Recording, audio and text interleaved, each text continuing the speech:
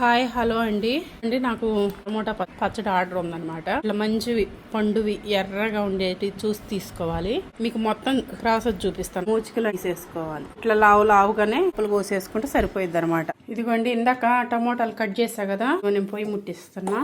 మీడియంలో పెట్టుకొని ఉడికించుకోవాలి. ఇది ఉడుకుతుండగానే అడుగంటకుండా ఉండిద్ది అనమాట. ఆయిల్ ఉంటే ఇట్లా 4 గంటలు వేస్తున్నాను అనమాట. కేజీకి 200 కాడి తీసేసుకున్నాను అనమాట. ఇది ఇట్లా ఈ నీరు మీద పెట్టేసుకోవాలి. టమోటాల్లో ఇట్లా లోపల పెట్టేస్తే నీరుకి అది మెత్తబడిద్ది అనమాట. ఇంకా దీని మూత పెట్టేసి 5 నిమిషాలకి నీరు ఊరి చింతపండు నానిద్ది. ఇదిగోండి అమ్మ, మనం ఇట్లా తిప్పుతుంటే కొంచెం అడుగు పట్టిద్ది అన్నట్టుగా మనకు తెలిసిద్ది అనమాట. ఇక్కడ ముక్క ఏమి లేదు, ఇవి తోళ్ళు తప్ప. టమోటా ముక్కల్లో ఉన్న కండంతా ఉడికేసింది మెత్తగా. ఇట్లా ఉన్నప్పుడు ఉప్పు కారం పోసుకుందాం. ఉప్పు పోసినాక మళ్ళీ వాటర్ వచ్చింది అనమాట.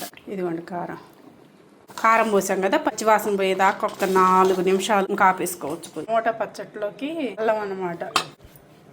ఇదిగోండి ఇట్లా నలిగింది. డైరెక్ట్ గా పచ్చట్లో వేసేసుకోవటమే.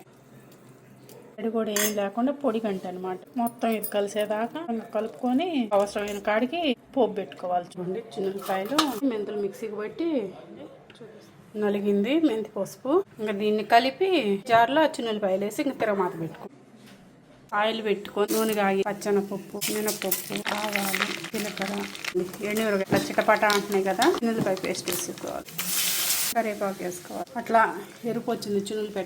మెంతి పసుపు వేసా కదా, కలుపుదామని చేయి పెట్టేసాను అనమాట. గంటితో కలవదని ఏదన్నా ఉంటే. పచ్చడి మనకి ఇప్పుడు ఎంత కావాలో అంత వేసుకోవాలి. మనకి ఎంత అవసరమో అంత కాడికి నేను పోపు పెట్టేసుకున్నా. పోపులో ఇది కలుపుకొని ఏంటంటే ఆ టేస్టే వేరు.